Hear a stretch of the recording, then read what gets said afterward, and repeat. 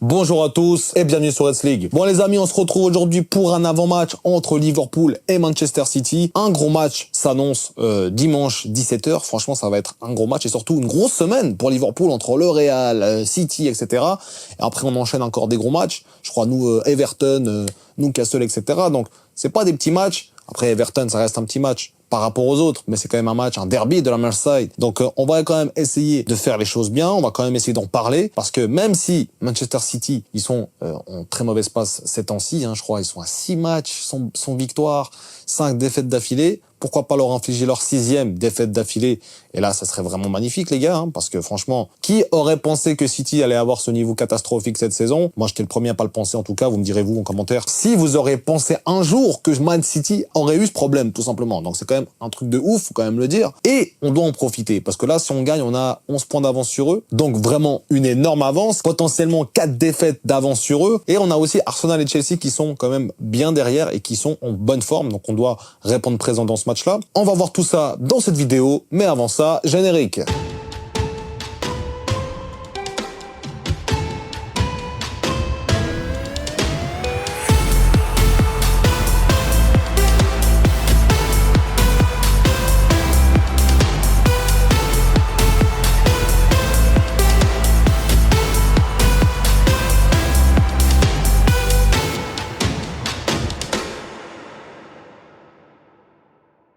Donc les amis, directement on va regarder ça, je pense qu'on va rentrer direct dans le vif du sujet pour éviter de trop s'éterniser sur cette vidéo. Il y a plusieurs points à voir pour ce Manchester City, pour ce Liverpool-Manchester City. Déjà, le fait qu'ils jouent à Anfield, ils ont beaucoup de peine, je crois qu'ils n'ont jamais gagné à Anfield les gars. Ils n'ont jamais gagné à Anfield, je crois que depuis que Guardiola est dans cette équipe, ils n'ont jamais gagné à Anfield. Donc déjà ça c'est un très bon point pour nous. Ils ont toujours fait des matchs nuls ou des défaites. Donc ça, c'est un très très bon point pour nous déjà. Les blessés, pléthore de blessés aussi pour Manchester City. Je pense que ça, c'est une surprise pour personne. Ça va vraiment nous aider à gagner ce match. Et surtout que nous, on est en grande forme. On a encore gagné le Real Madrid là récemment. On gagne tous les matchs de Première Ligue quasiment. Donc on a une excellente forme. Donc si on compare les deux formes, très franchement, Manchester City sont à la ramasse et on doit les gagner. J'ai envie de voir ensemble 2-3 petits points un peu tactiques qui m'intéressent beaucoup. Donc je vous ai préparé un petit graphique cette fois-ci. On va pouvoir interagir avec, donc on va passer directement au graphique. Donc les amis, on a ce graphique en face de nous, vous voyez les équipes, les compositions d'équipes probables pour ce match. J'ai quand même mis Konaté, vous allez voir en bas, numéro 5, mais c'est pas sûr qu'il soit là, très potentiellement ça pourrait être Quensa ou un Gomez, pourquoi pas. Mais j'ai quand même mis Konaté pour être sûr. Donc moi j'ai envie de parler des aspects tactiques par rapport à ce match-là, et qu'est-ce qui va faire que City va être en difficulté. C'est vrai que je l'ai pas fait dans les précédentes vidéos. J'avais envie de le faire pour celle-ci, donc j'ai trouvé un truc assez pratique pour faire ça.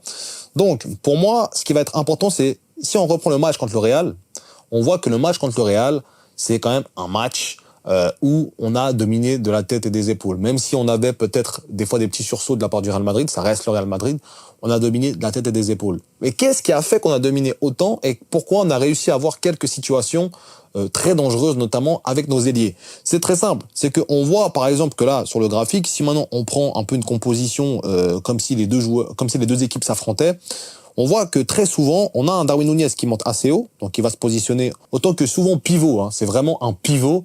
Darwin Núñez, on voit que c'est vraiment pas un attaquant qui finit, c'est pas un finisseur, c'est pas un renard, c'est vraiment un pivot. Pour moi, c'est son meilleur rôle actuellement pour Liverpool. Donc, Darwin Núñez en neuf autant que pivot. On a Luis Diaz aussi, les gars. Donc, on a Luis Diaz qui va monter gentiment avec Mohamed Salah qui prennent ces espaces-là.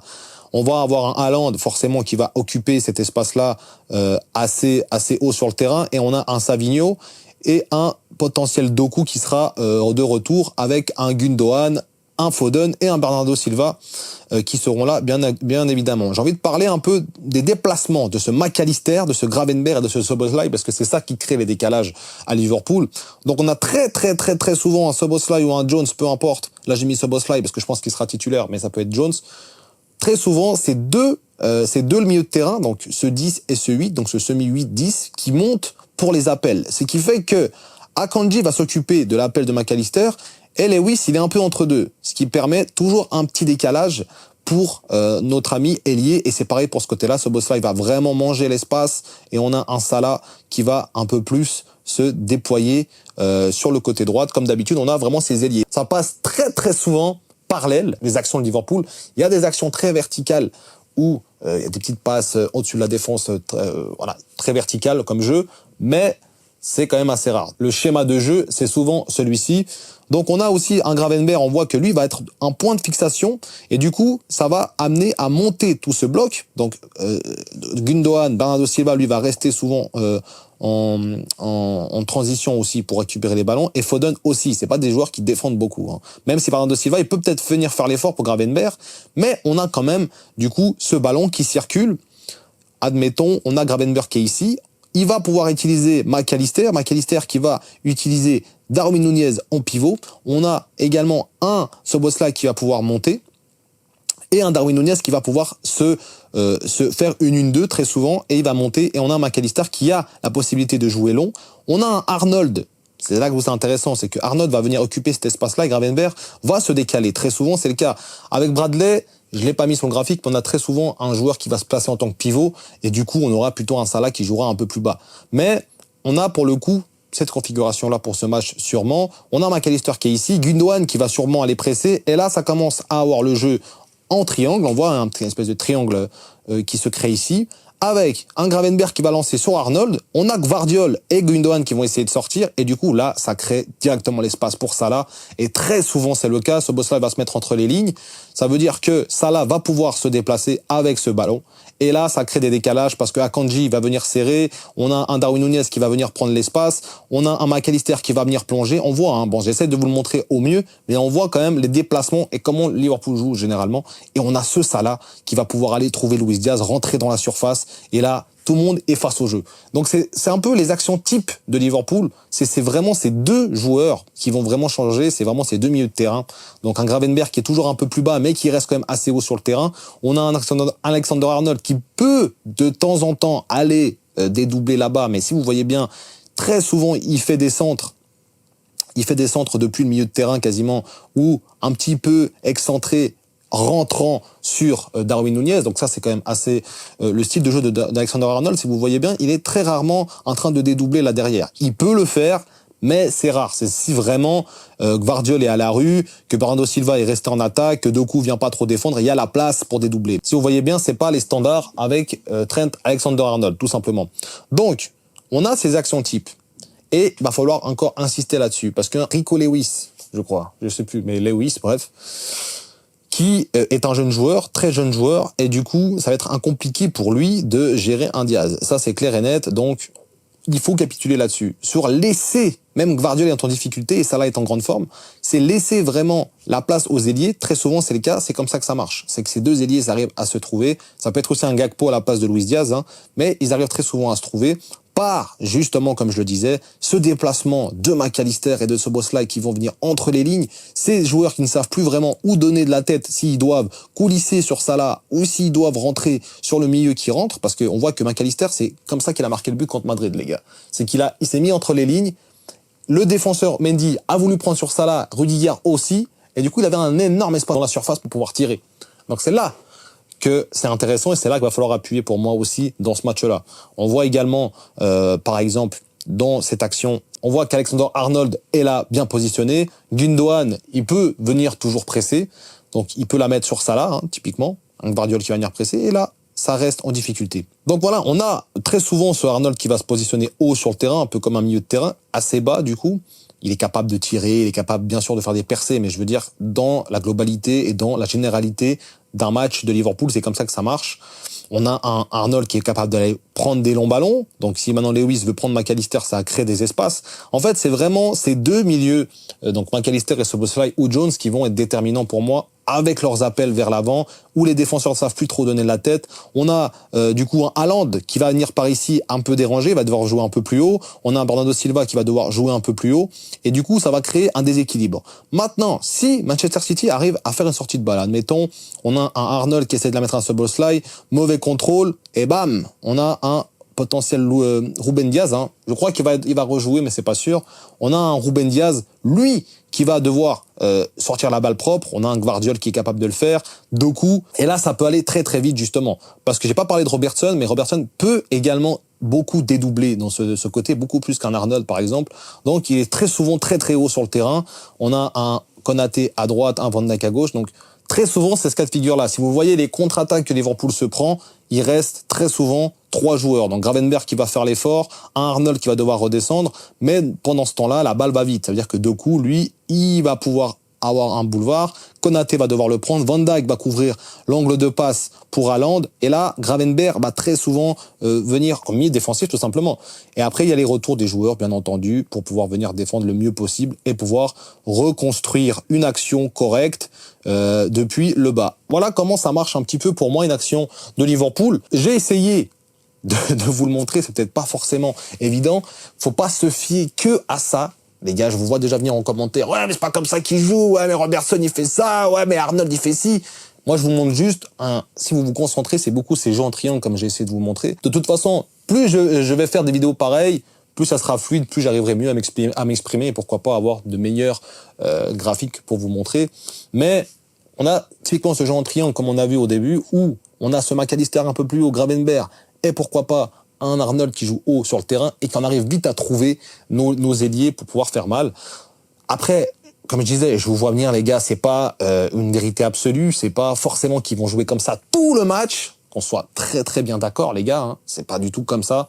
Très souvent, il y aura des différences, ils vont temporiser aussi dans leur moitié de terrain. C'est pas un match pendant 90 minutes où ils vont jouer comme ça. C'est vraiment les phases d'attaque de Liverpool, si vous voyez bien, c'est très souvent McAllister et ce boss-là qui vont se projeter, les défenseurs qui vont venir resserrer. Du coup, vu qu'ils viennent resserrer, forcément, ça libère les ailes. On a très souvent des Diaz et des Salah qui sont du coup libérés pour pouvoir attaquer et ça fait très très mal.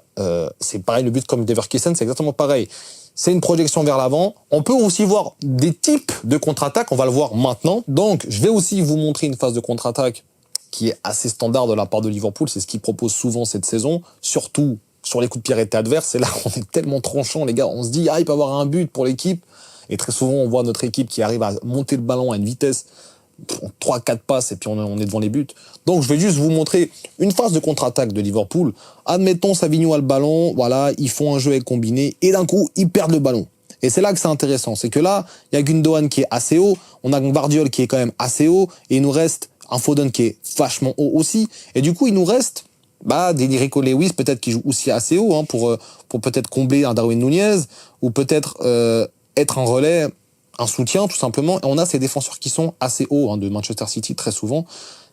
Comment les sorties de balles vont se faire? Bon, c'est très simple. On a très souvent un Szoboszlai, un Gundogan qui va venir presser sur Szoboszlai, un Gravenberch qui va monter.